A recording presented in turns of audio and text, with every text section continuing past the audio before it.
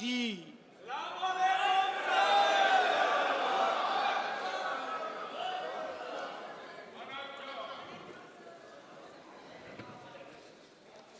माननीय सदस्यगण,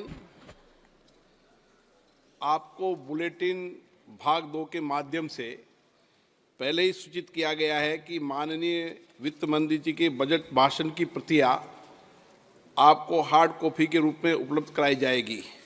अतः बजट प्रस्तुत हो जाने के पश्चात माननीय सदस्य बजट भाषण की प्रति प्रकाशन काउंटर से प्राप्त कर सकते हैं।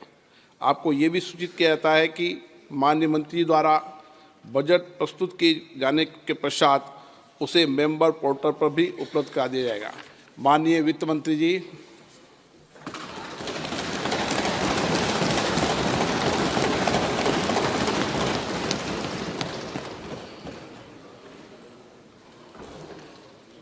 Honorable Speaker, I present the interim budget for 24-25.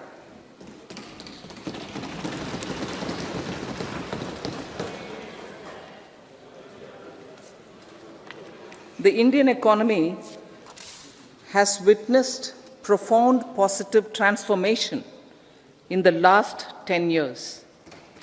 The people of India are looking ahead to the future with hope and optimism.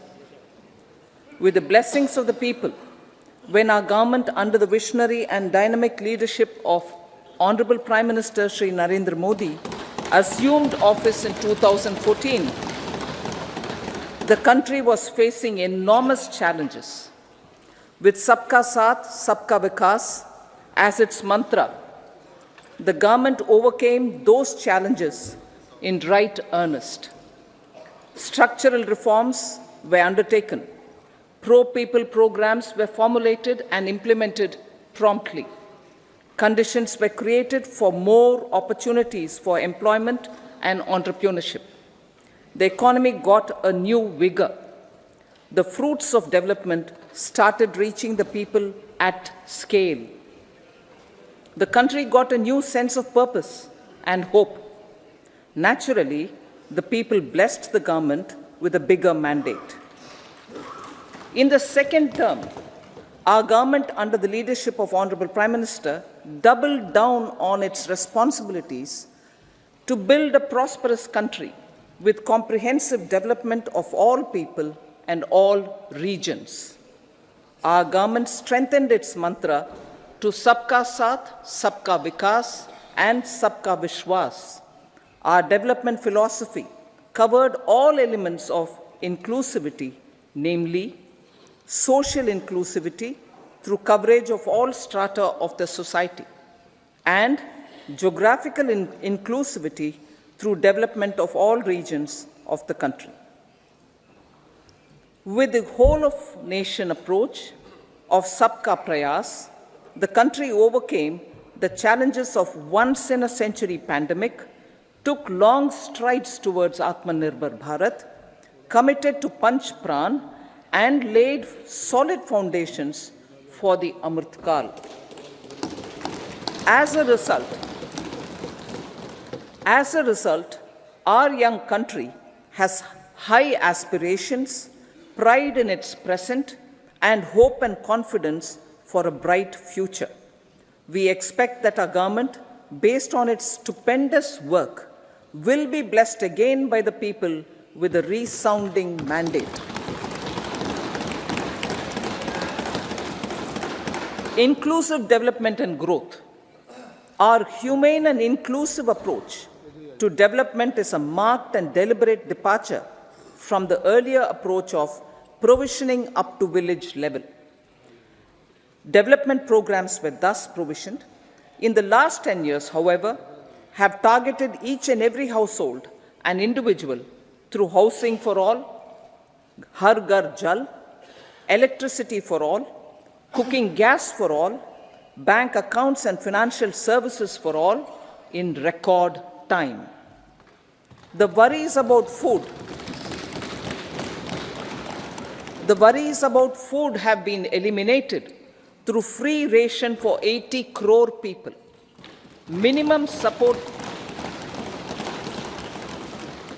Minimum support prices for the produce of Annadata are periodically increased appropriately.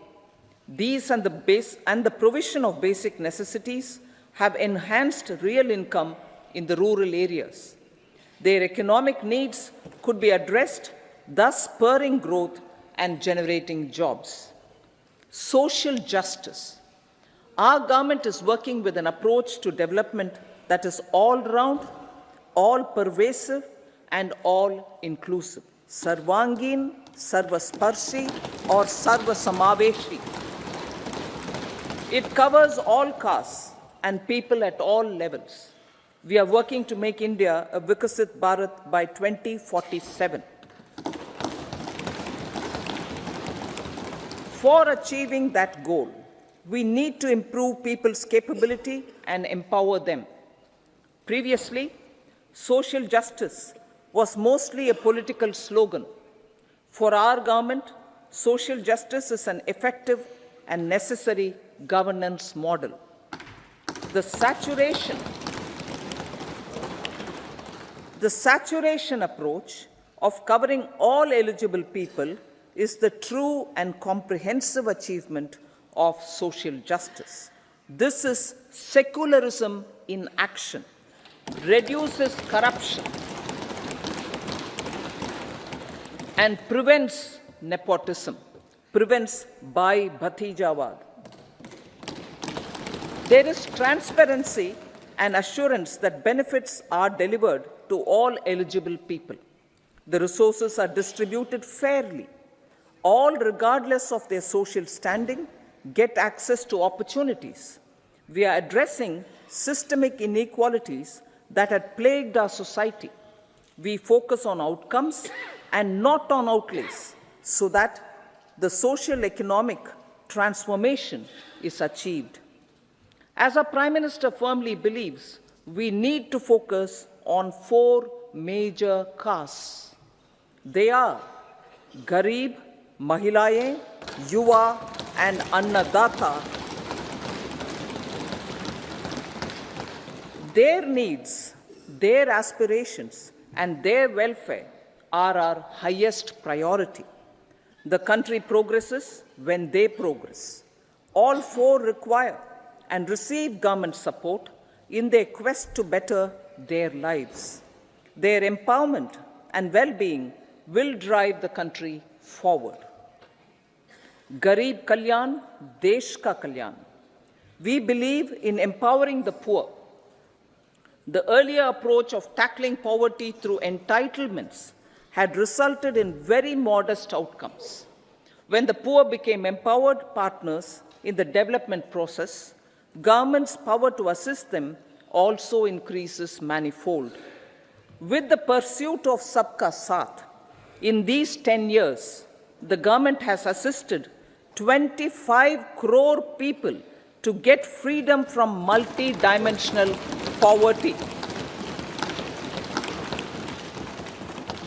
Our government's efforts are now getting synergized with energy and passion of such empowered people. This is truly elevating them from poverty.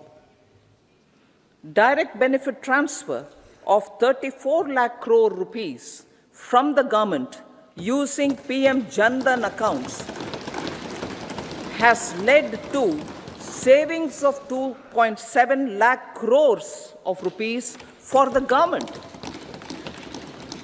This savings has been realized through avoidance of leakages prevalent earlier. The savings have helped in providing more funds for Garib Kalyan. PM Swanidhi has provided credit assistance to 78 lakh street vendors. From that total of 78 lakh street vendors, 2.3 lakh have received credit for the 3rd time. PM Janman Yojana reaches out to the particularly vulnerable tribal groups who have remained outside the realm of development so far. PM Vishwakarma Yojana provides end-to-end support to artisans and craftspeople engaged in 18 trades. The schemes for empowerment of Divyangs and transgender persons reflect firm resolve of our government to leave no one behind.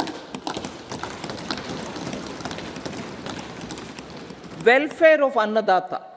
Farmers are our Annadata.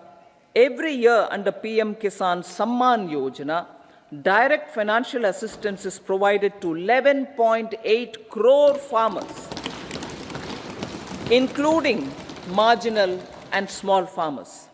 Crop insurance is given to 4 crore farmers under PM Fasal Bima Yojana. These, besides several other programs, are assisting Annadata in producing food for the country and for the world.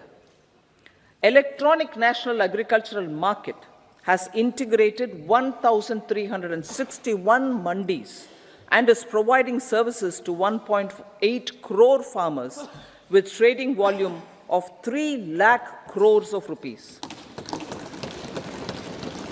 The sector is poised for inclusive, balanced, higher growth and productivity. These are facilitated from farmer-centric policies, income support, coverage of risks through price and insurance support, promotion of technologies and innovations through startups. Empowering the Amrit PD, the Yuva. Our prosperity depends on adequately equipping and empowering the youth. The National Education Policy 2020 is ushering the transformational reforms.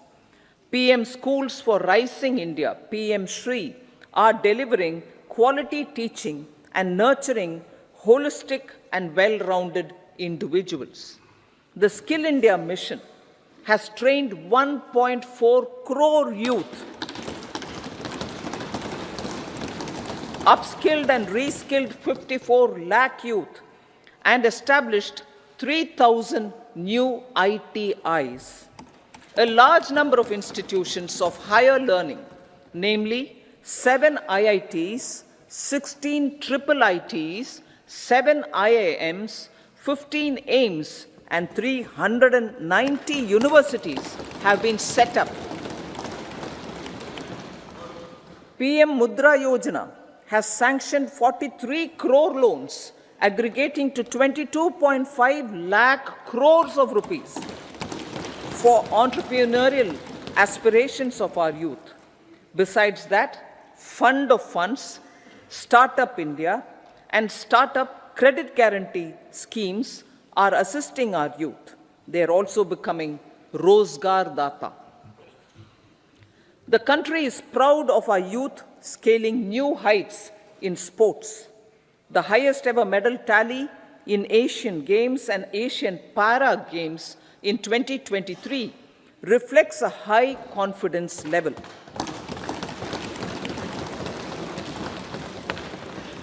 Chess prodigy and our #1 ranked player Pragnananda put up a stiff fight against the reigning world champion Magnus Carlsen in 2023. Today, India has over 80 chess grandmasters compared to little over 20 in 2010. Momentum for Nari Shakti. The empowerment of women through entrepreneurship, ease of living, and dignity for them has gained momentum in these 10 years. 30 crore Mudra Yojana loans have been given to women entrepreneurs. Female enrollment in higher education has gone up by 28% in 10 years. In STEM courses, girls and women constitute 43% of enrollment, one of the highest in the world. All these measures are getting reflected in the increasing participation of women in workforce. Making triple talaq illegal, reservation of 1/3 seats for women in the Lok Sabha and state assemblies, and giving over 70% houses under PM Awas Yojana in rural areas to women and giving over 70% houses under PM Awas Yojana in rural areas to women as sole or joint owners have enhanced their dignity. Exemplary track record of governance, development, and performance. Besides delivering on high growth in terms of gross domestic product, the government is equally focused on a more comprehensive GDP, that is, governance, development, and performance. Our government has provided transparent, accountable, people-centric, and prompt, trust-based administration with citizen first and minimum government, maximum governance approach. The impact of all-round development is discernible in all sectors. There is macroeconomic stability, including in the external sector. Investments are robust. The economy is doing well. People are living better and earning better, with even greater aspirations for future. Average real income of the people has increased by 50%. Inflation is moderate. People are getting empowered, equipped, and enabled to pursue their aspirations. There is effective and timely delivery of programs and of large projects. Economic management. The multi-pronged economic management over the past 10 years has complemented people-centric, inclusive development. Following are some of the major elements. 1. All forms of infrastructure, physical, digital, or social, are being built in record time.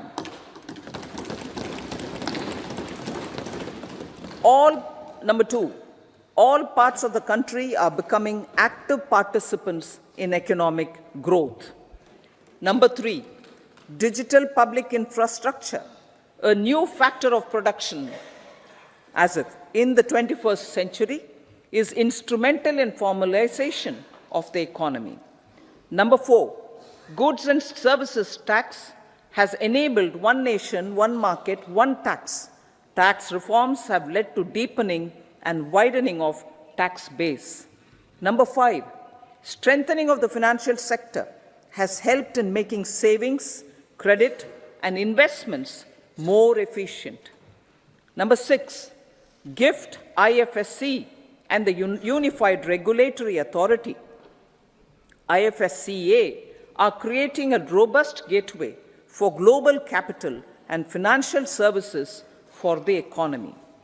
Number 7, proactive inflation management has helped keep inflation within the policy band. Now, the global context, Honorable Speaker, sir. Geopolitically, global affairs are becoming more complex and challenging with wars and conflicts. Globalization is being redefined with reshoring and friendshoring, disruption and fragmentation of supply chains, and competition for critical minerals and technologies. A new world order is emerging after the COVID pandemic.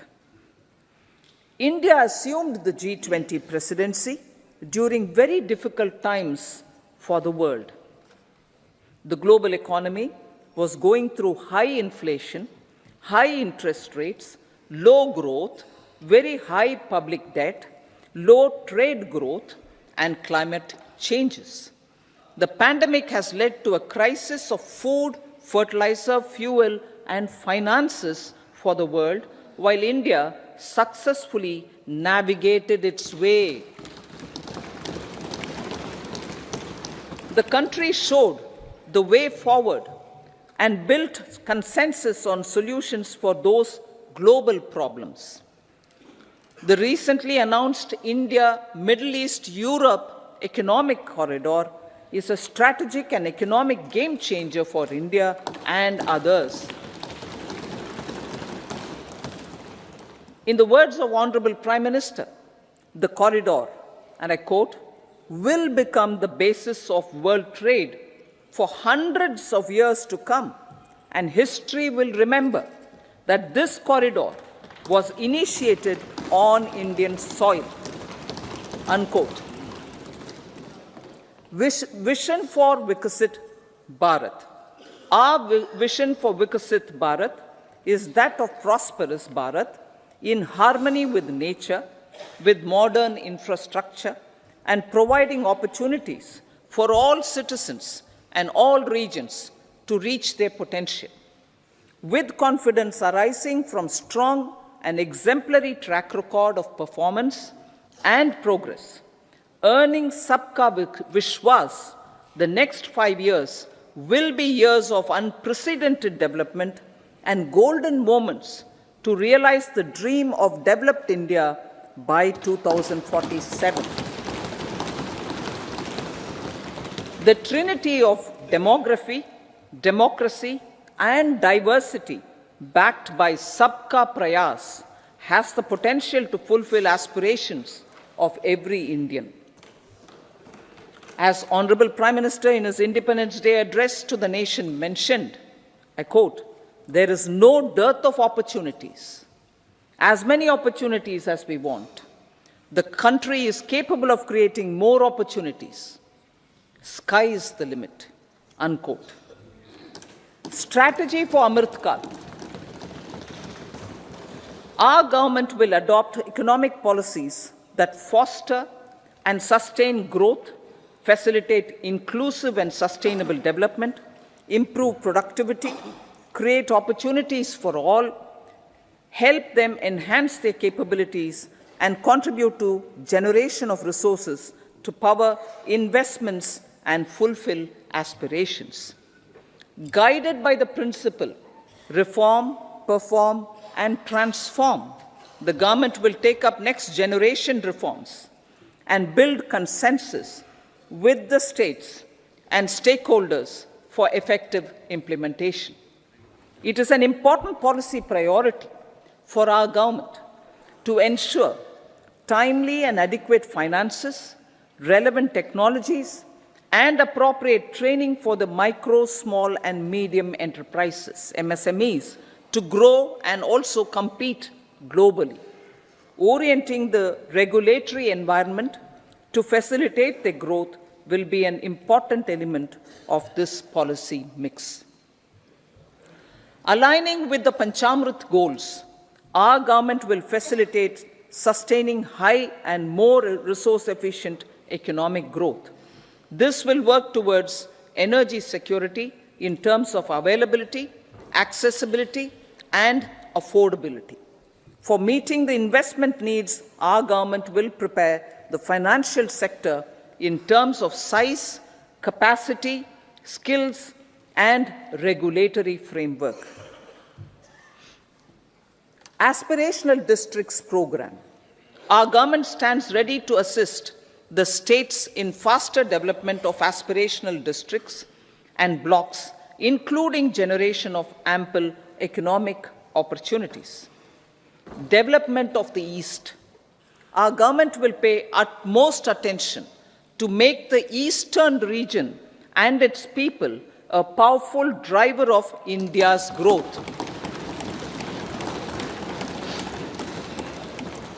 PM Awas Yojana Gramin. Despite the challenges due to COVID, implementation of PM Awas Yojana Gramin continued, and we are close to achieving the target of 3 crore houses. 2 crore more houses will be taken up in the next 5 years to meet the requirement arising from increase in the number of families. Rooftop solarization and Muft Bijli. Through rooftop solarization, 1 crore households will be enabled to obtain up to 300 units free electricity every month. This scheme follows the resolve of Honorable Prime Minister on the historic day of consecration of Sri Ram Mandir in Ayodhya. Following benefits are expected.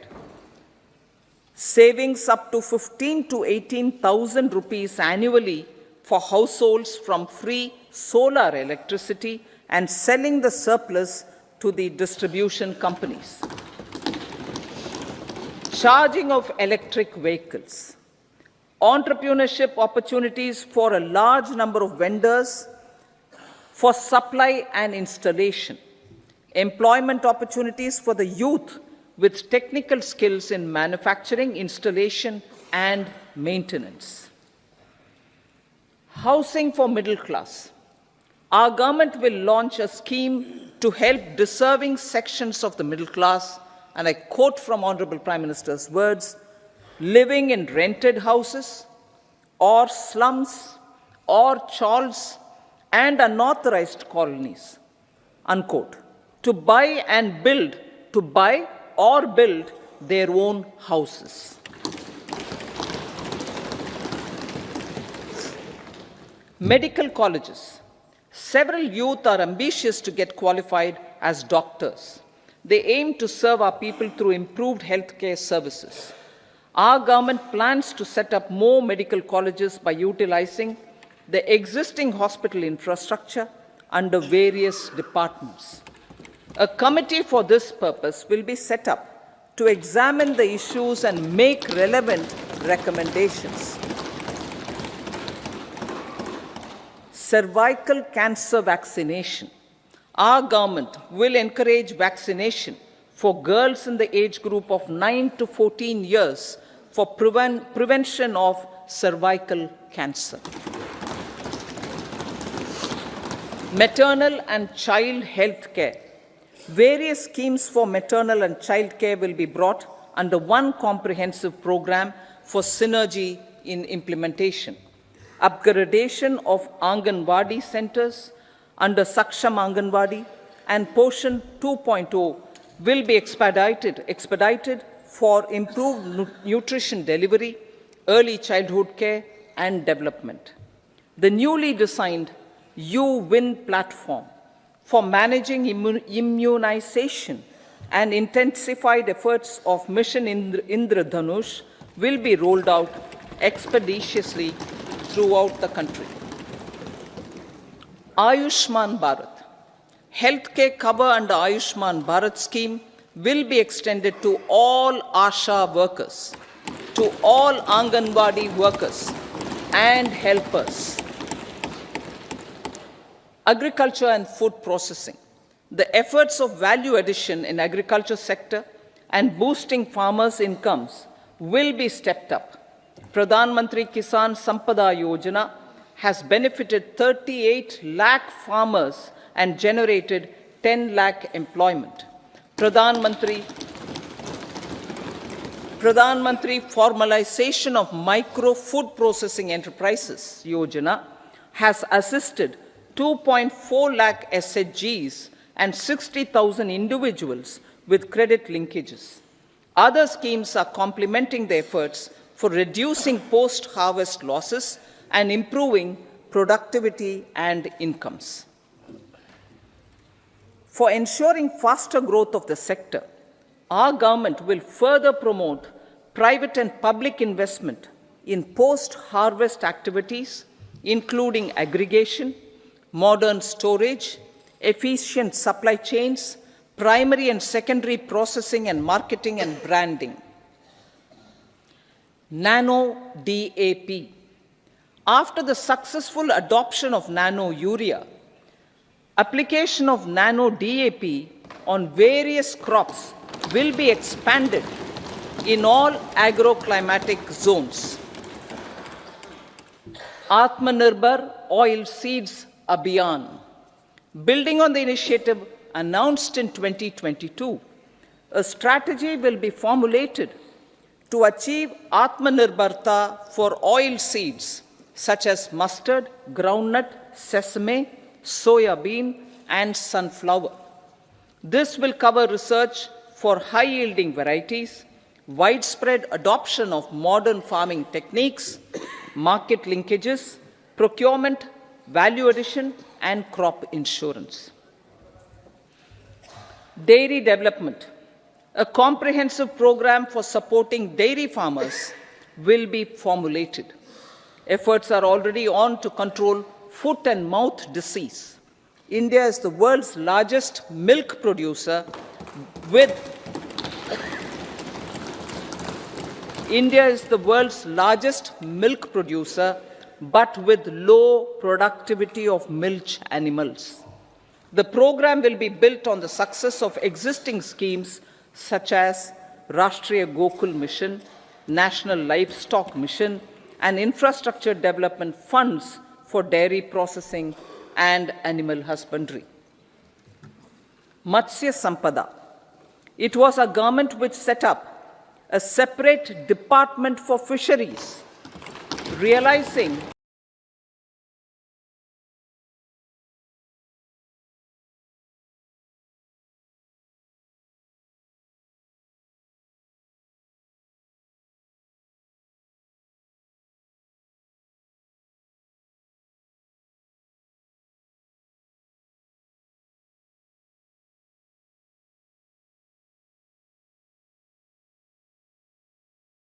funds for dairy processing and animal husbandry.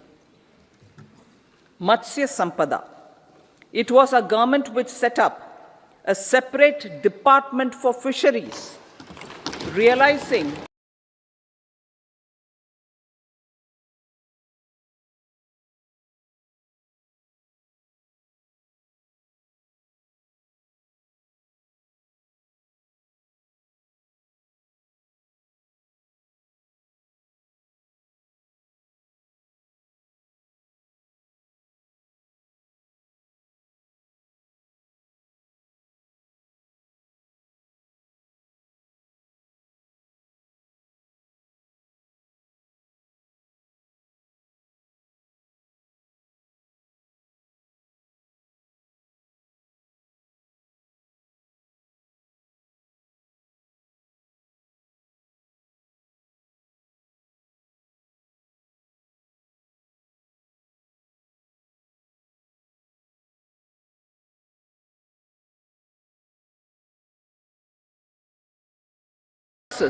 has assisted nearly 1 crore women to become Lakpati Didi already. They are an inspiration to others. Their achievements will be recognized through honoring them. Buoyed by the success, it has been decided to enhance the target for Lakpati Didi from 2 crores to 3 crores.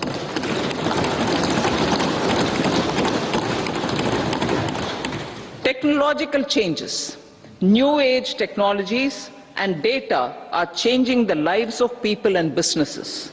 They are also enabling new economic opportunities and facilitating provision of high quality services at affordable prices for all, including those at the bottom of the pyramid. Opportunities for India at the global level are expanding. India is showing solutions through innovation and entrepreneurship of its people. Research and innovation for catalyzing growth, employment and development. Prime Minister Shastri, Prime Minister Lal Bahadur Shastri, a separate department for fisheries, realizing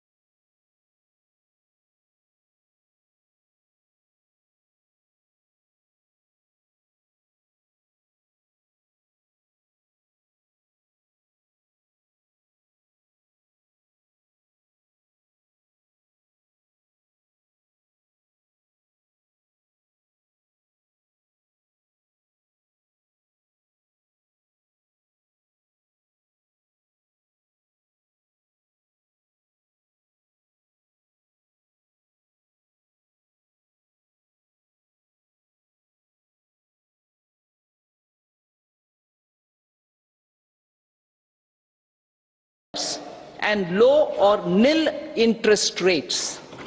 This will encourage the private sector to scale up research and innovation significantly in sunrise domains. We need to have programs that combine the powers of our youth and technology. A new scheme will be launched for strengthening deep tech technologies for defense purposes and expediting Atmanirbharta. Infrastructure development. Building on the massive tripling of the capital expenditure outlay in the past 4 years, resulting in huge multiplier impact on economic growth and employment creation, the outlay for the next year is being increased by 11.1% to 11,111 crore rupees. This would be 3.4% of our GDP. Railways. 3 major railway corridor programs will be implemented. These are energy, mineral and cement corridor.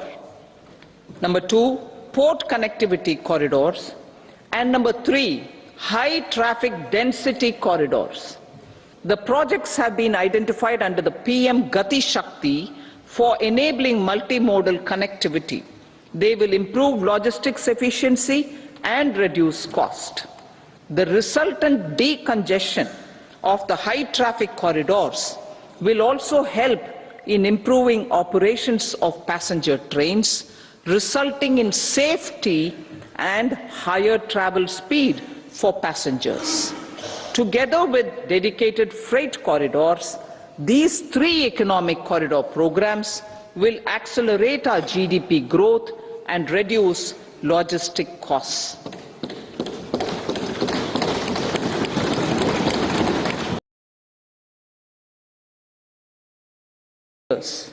Number of airports have doubled to 149. Rollout of air connectivity to Tier 2 and Tier 3 cities under Udan scheme has been widespread. 517 new routes are carrying 1.3 crore passengers. Indian carriers have proactively placed orders for over 1,000 new aircrafts. Expansion of existing airports and development of new airports will continue expeditiously. Metro and Namo Bharat. We have a fast expanding middle class and rapid urbanization is taking place. Metro rail and Namo Bharat can be the catalyst for the required urban transformation. Expansion of these systems will be supported in large cities, focusing on transit-oriented development. Green energy. Towards meeting our commitment for net zero by 2070, the following measures will be taken. Viability gap funding will be provided for harnessing offshore wind energy potential for initial capacity of 1 gigawatt. Coal gasification and liquefaction capacity of 100 metric tons will be set up by 2030. This will also help in reducing imports of natural gas, methanol, and ammonia. Phased mandatory blending of compressed biogas in compressed natural gas for transport and piped natural gas for domestic purposes will be mandated. Financial assistance will be provided for procurement of biomass aggregation machinery to support collection. Electric vehicle ecosystem. Our government will expand this and strengthen the e-vehicle ecosystem by supporting manufacturing and charging infrastructure. Greater adoption of e-buses for public transport networks will be encouraged through payment security mechanism. biomanufacturing and biofoundry. For promoting green growth, a new scheme of biomanufacturing and biofoundry will be launched. This will provide environment-friendly alternatives such as biodegradable polymers, bioplastics, biopharmaceuticals, and bioagri-inputs.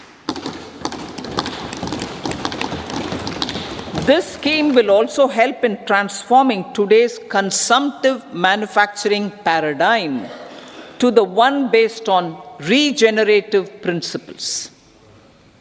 Blue Economy 2.0. For promoting climate resilient activities for Blue Economy 2.0, a scheme for restoration and adaptation measures and coastal aquaculture and mariculture with integrated and multi-sectoral approach will be launched. Comprehensive development of tourist centers. The success of organizing G20 meetings in 60 places presented diversity of India to global audience.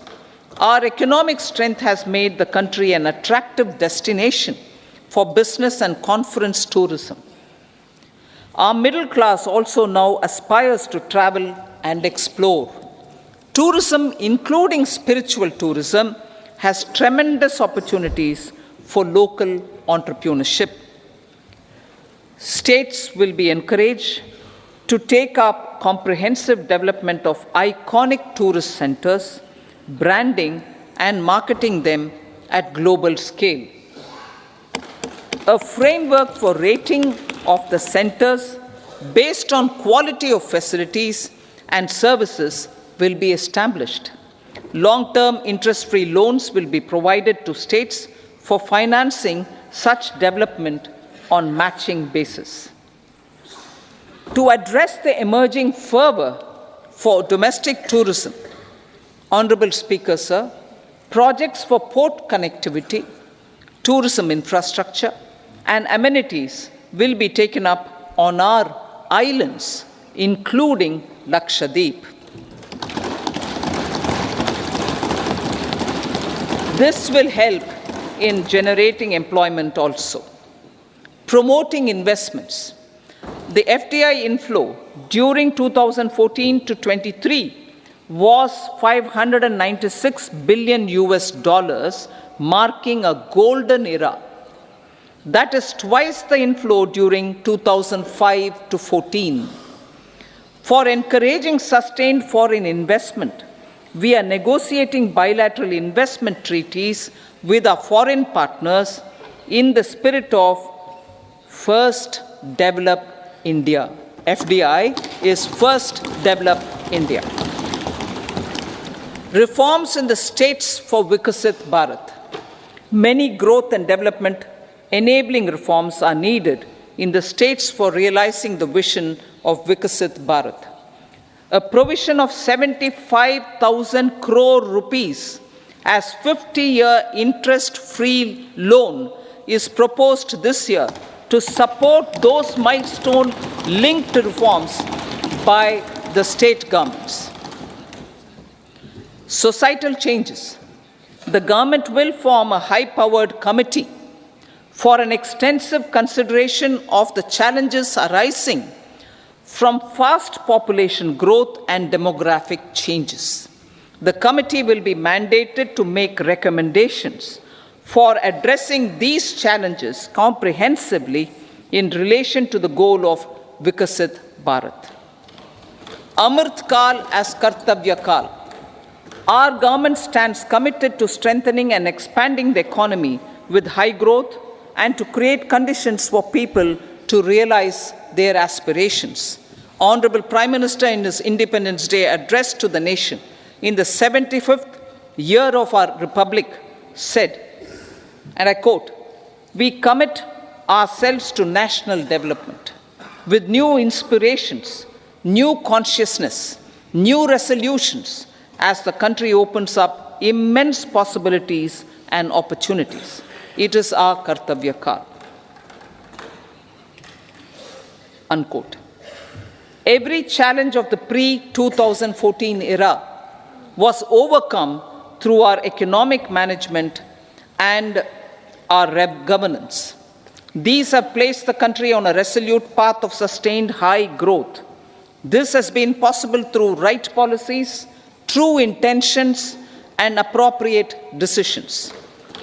In the full budget in July, Honorable Speaker, our government will present a detailed roadmap for our pursuit of Vikasit Bharat.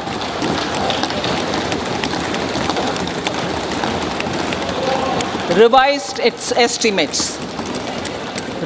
estimates of 2023-24. The revised estimate of the total receipts other than borrowings is 27.56 lakh crores of rupees, of which the tax receipts are 23.24 lakh crore rupees. The revised estimate of total expenditure is 44.90 lakh crore rupees. The revenue receipts at 30.03 lakh crore rupees are expected to be higher than the budget estimate, reflecting strong growth momentum and formalization in the economy. The revised estimate of the fiscal deficit is 5.8% of GDP, improving on the budget estimate, notwithstanding moderation in the nominal growth estimates. Budget estimates for 2024-25. Coming to the year 2024-25, the total receipts other than borrowings and total expenditure are estimated at 30.80 and 47.66 lakh crore rupees respectively. The tax receipts are estimated at 26.02 lakh crore rupees. The scheme of 50-year interest-free loan for capital expenditure to states will be continued this year with an outlay of 1.3 lakh crore rupees. We continue on the path of fiscal consolidation, as announced in my budget speech of 2021-22, to reduce fiscal deficit below 4.5% by 25-26. The fiscal deficit in 2024-25 is estimated to be 5.1% of GDP, adhering to that path. So the gross and net market borrowings through dated securities during 24-25 are estimated at 14.13 lakh crore rupees and 11.75 lakh crore respectively. Both will be less than that in 23-24. Now that the private investments are happening at scale, the lower borrowings by the central government will facilitate larger availability of credit for the private sector. Vote on account. I'll be seeking vote on account approval of the Parliament through the appropriation bill for a part of the financial year 2024-25. I will now move to Part B. Honorable Speaker, sir, over the last 10 years, the direct tax collections have more than trebled and the return filers swelled 2.4 times. I would like to assure the taxpayers that their contributions have been used wisely for the development of the country and welfare of its people. I appreciate the taxpayers for their continued support. The government has reduced and rationalized tax rates. Under the new tax scheme, there is now no tax liability for taxpayers with income up to 7 lakh rupees, up from 2.2 lakh rupees in the financial year 2013-14. The threshold for presumptive taxation for retail businesses was increased from 2 crores to 3 crores. Similarly, the threshold for professionals eligible for presumptive taxation was increased from 50 lakh rupees to 75 lakh rupees. Also, corporate tax rate was decreased from 30% to 22% for existing domestic companies and to 15% for certain new manufacturing companies. Honorable Speaker, sir, in the last 5 years, our focus has been to improve taxpayer services. The age-old jurisdiction-based assessment system was transformed with the introduction of faceless assessment and appeal, thereby imparting greater efficiency, transparency, and accountability. Introduction of updated income tax returns, a new Form 26AS, and pre-filling of tax returns have made filing of tax returns simpler and easier. Average processing time of returns has been reduced from 93 days in the year 2013-14 to a mere 10 days this year, thereby making refunds faster. Indirect taxation. By unifying the highly fragmented indirect tax regime in India, the GST has reduced the compliance burden on trade and industry. The industry has acknowledged the benefits of GST. According to a recent survey conducted by a leading consulting firm, 94% of industry leaders view the transition to GST as largely positive. According to 80% of the respondents, it has led to supply chain optimization, as elimination of tax arbitrage and octroi has resulted in disbanding of checkposts at the state and city boundaries. At the same time, tax base of GST more than doubled, and the average monthly gross GST collection has almost doubled to 1.66 lakh crores this year. States too have benefited. States' SGST revenue, including compensation released to states in the post-GST period of 2017-18 to 2022-23, has achieved a buoyancy of 1.22. In contrast, the tax buoyancy of state revenues from subsumed taxes in the pre-GST four-year period of 2012-13 to 2015-16 was a mere 0.72. The biggest beneficiaries are consumers, as reduction in logistic cost and taxes have brought down prices of most goods and services. We have taken a number of steps in customs to facilitate international trade. As a result, the import release time declined by 47% to 71 hours at inland container depots, by 28% to 44 hours at air cargo complexes, and by 27% to 85 hours at seaports over the last 4 years since 2019, when the national time release studies were first started. Tax proposals. As for tax proposals, in keeping with the convention, I do not propose to make any changes relating to taxation and propose to retain the same tax rates for direct and indirect taxes, including import duties. However, certain tax benefits to startups and investments made by sovereign wealth or pension funds, as also tax exemption on certain income of some IFSC units, are expiring on 31/3/2024. To provide continuity in taxation, I propose to extend the date to 31/3/2025.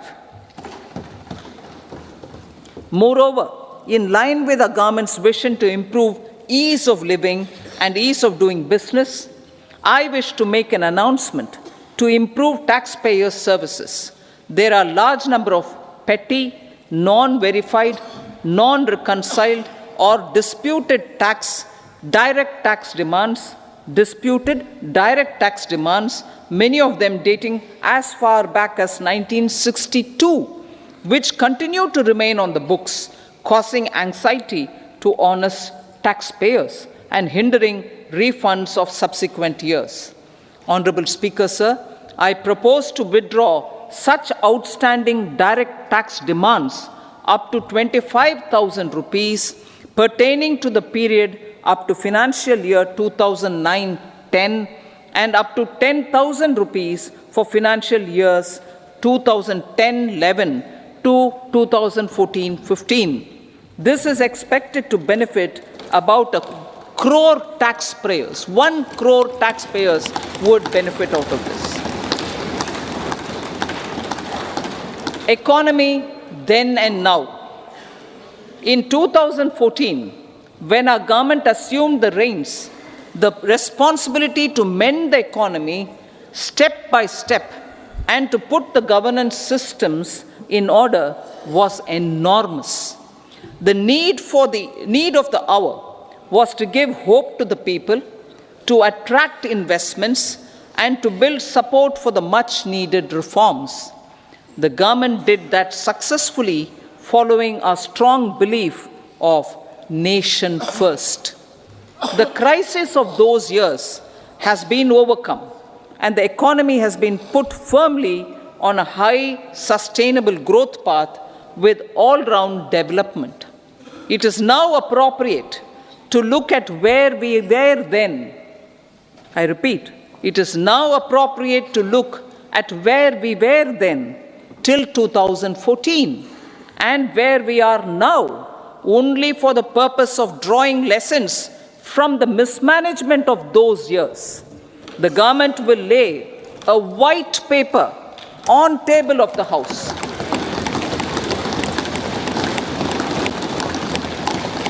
The exemplary track record of governance, development and performance, effective delivery and Jan Kalyan has given the government trust, confidence and blessings of the people to realize whatever it takes, the goal of Vikasit Bharat, with good intentions, true dedication and hard work in the coming years and decades. With this, Honorable Speaker, I commend the interim budget to this august House. Jai Hind.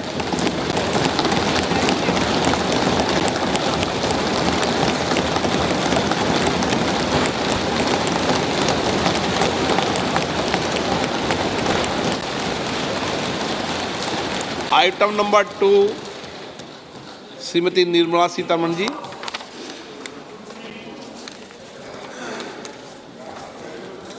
So, with your permission, I rise to lay on the table the following statements under Section 3(1) of the Fiscal Responsibility and Budget Management Act 2003, Medium-Term Fiscal Policy cum Fiscal Policy Strategy Statement and Macroeconomic Framework Statement. Item number 3, Srimati Nirmala Sitaraman ji. Sir, with your permission, I rise to move for leave to introduce the Finance Bill 2024.